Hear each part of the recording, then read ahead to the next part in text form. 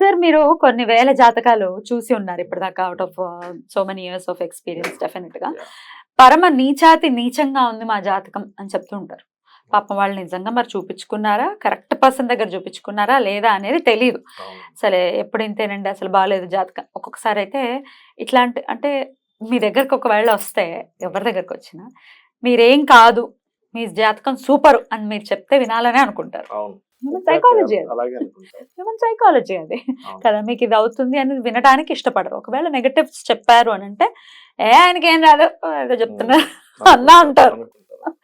So but end of the day ఏది ఉందో అదే చెప్పాల్సి ఉంటుంది. Right sir. అయితే ఈ చాలా ఇబ్బందికరమైనటువంటి ఎండ్ ఆఫ్ ద డే మీరు చెప్పినా చెప్పకపోయినా జరిగేది జరగక మానదు. నీచంగా ఉంది, అనుభవ యోగ్యంలోకి వచ్చింది, కర్మ అంటే అనుభవించవలసింది. కానీ వీటి నుంచి బయటపడాలి అని అంటే మరి చాలా దుర్భరమైనటువంటి జాతక పరిస్థితి ఉంది మాకు. వీటి నుంచి బయటపడాలి అని అంటే అసలు ఏదైనా మార్గం ఉందా? చెప్తానమ్మా. ఇక మీరు 2 విషయాలు ప్రస్తావించారు. ఒకటి చెప్పే విధానం గురించి, రెండోది దీని నుంచి ఎలా బయటపడాలి. అంటే ఒకటి ఇక్కడ ఏమవుతుందంటే ఆస్ట్రాలజర్కి ఒక ఛాలెంజ్ ఇది. ఒక్కోసారి బాగోపోతే బాగోలేదని చెప్పాలి అంటే అవతల వాళ్ళు బాధపడతారేమో. ఇప్పుడు చెప్పకపోతే ఏమైపోతుందంటే రేపు బాధపడ్డాక అయ్యో ఆ రోజు వెళ్ళామండి మాకేం చెప్పలేదు ఇలా జరుగుతుందని అనేది వస్తుంది. కత్తి మీద సాము. బాగోపోతే బాగుంటే ఏం లేదు, బాగుంటే మీకు అద్భుతంగా ఉంది, మహాదశ యోగిస్తుంది, మీరు ఈ బిజినెస్ చేసుకుంటే అద్భుతంగా ఉందని పంపించేసేవచ్చు, అదే పెద్ద విషయం కాదు. కానీ బాగోలేదు అనుకోండి అంటే ఎలాంటివి, యాక్సిడెంట్ ఉంది, చాలా పెద్ద యాక్సిడెంట్ ఉంది, చెబితే భయపడతాడను, చెప్పకపోతే చెప్పలేదంటారని. అలా కాకుండా విడాకులే ఉన్నాయి జీవితంలో.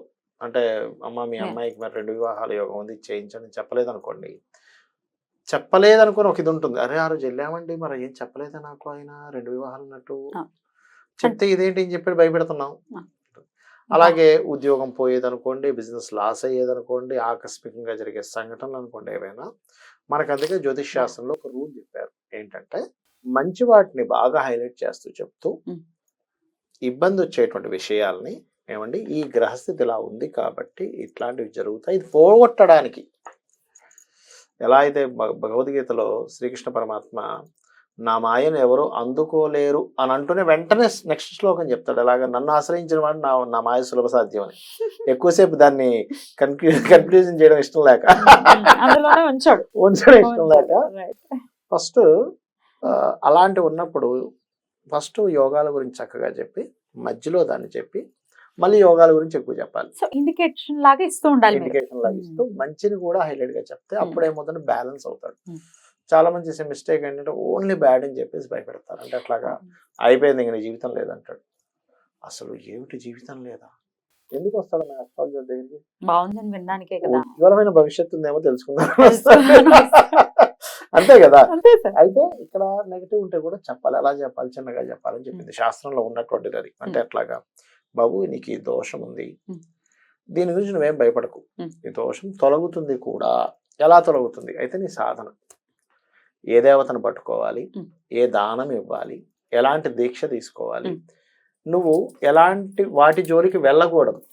ఇక్కడ చాలా మందికి తెలియని విషయం ఏంటంటే ఏం చేయాలో తెలుసు కానీ ఏం చేయకూడదో తెలుసుకోవాలి. ఫస్ట్ ఏం చేయకూడదో తెలుసుకోకపోవడం వల్లే అనేకమైన ఇబ్బందులు వస్తుంటాయి. దాని మీద మనం వీడియో చేద్దాం.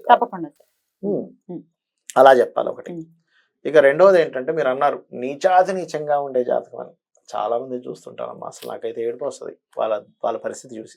అరే ఏమిట్రా ఎన్ని పాపాలు చేశారు, ఇలా పుట్టారు ఇలా. ఆరో స్థానం కనుక బాగా పాడైపోతే పూర్వజన్మ కర్మ వాడిని వెంటాడుతూ ఏం చేసినా కలిసి రాదు వాళ్ళకి. అలాంటప్పుడు కూడా ఉన్నాయి, అయ్యో లేవనే లేదు, ఖచ్చితంగా ఉన్నాయి అలాంటప్పుడు కూడా. అమ్మవారి పాదాలు పట్టుకోవడం. రెండవది ఏంటంటే మీరు చేసే నిత్య కర్మల్లో మార్పులు చేసుకోవడం. ఇప్పుడు 6th హౌస్ ఇస్ నిత్యకర్మ, 6వ స్థానం పూర్వజన్మ కర్మ. పూర్వజన్మ కర్మే మనల్ని ఇలా మనకి నడిపిస్తుంది కదా. మరి పూజ వైపుకి కానీ అమ్మవారి పాదాల వైపుకి మనం ప్రయాణాన్ని కానీ అది వెళ్ళనివ్వగలదా? వెళ్ళనివ్వదు. ఎక్కడో పూర్వజన్మలో ఎక్కడో పుణ్యం ఉంటే కొంచెం వెళ్ళనిస్తుంది అది.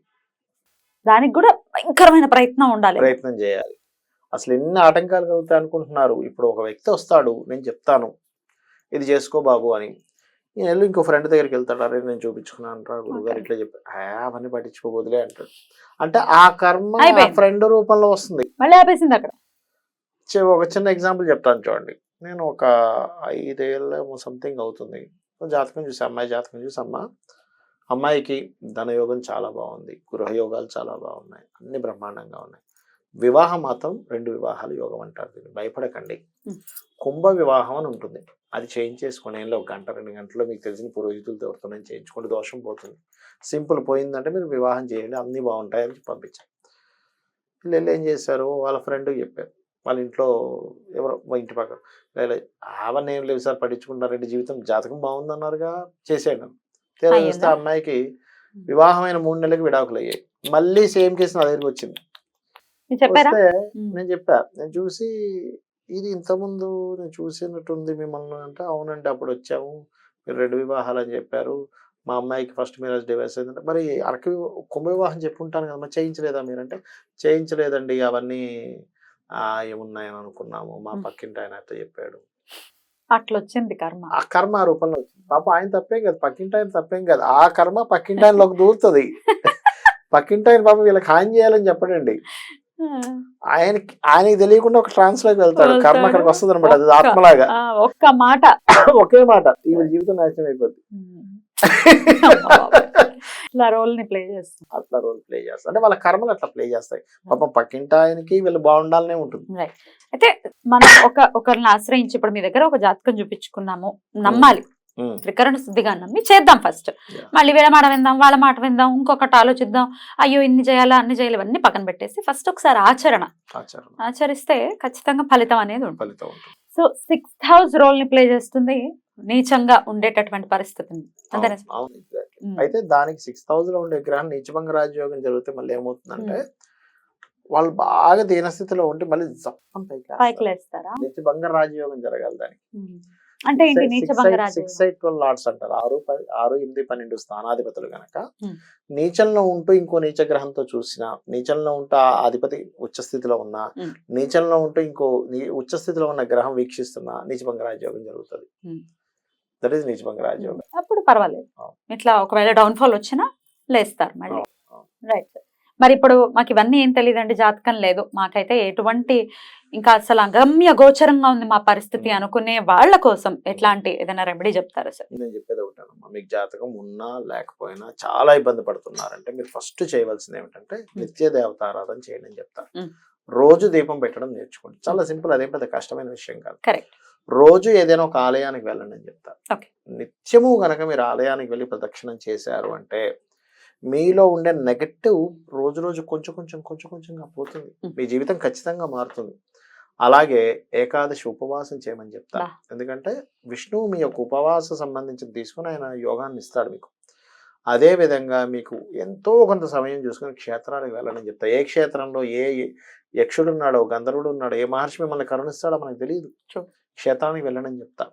అదే విధంగా వీలైనంత మటు గోశాలకు వెళ్ళనని చెప్తా. ఈ 5 పనులు కనుక మీరు చేయగలిగితే మీ జాతకం ఎలా ఉన్నా 100% మీరు బయటపడతారు. అద్భుతం సార్. ఇలా ఇది కావాలని దీనికైతే ఖర్చు ఏం అవసరం లేదు, ఏం లేదు. శ్రద్ధ, అయ్యో బాధపడిపోతూ మాకు అవ్వట్లేదు పక్కన పెట్టి ఒకసారి శ్రద్ధ వహించి ఈశ్వర పాదాలని పట్టుకునే ప్రయత్నం.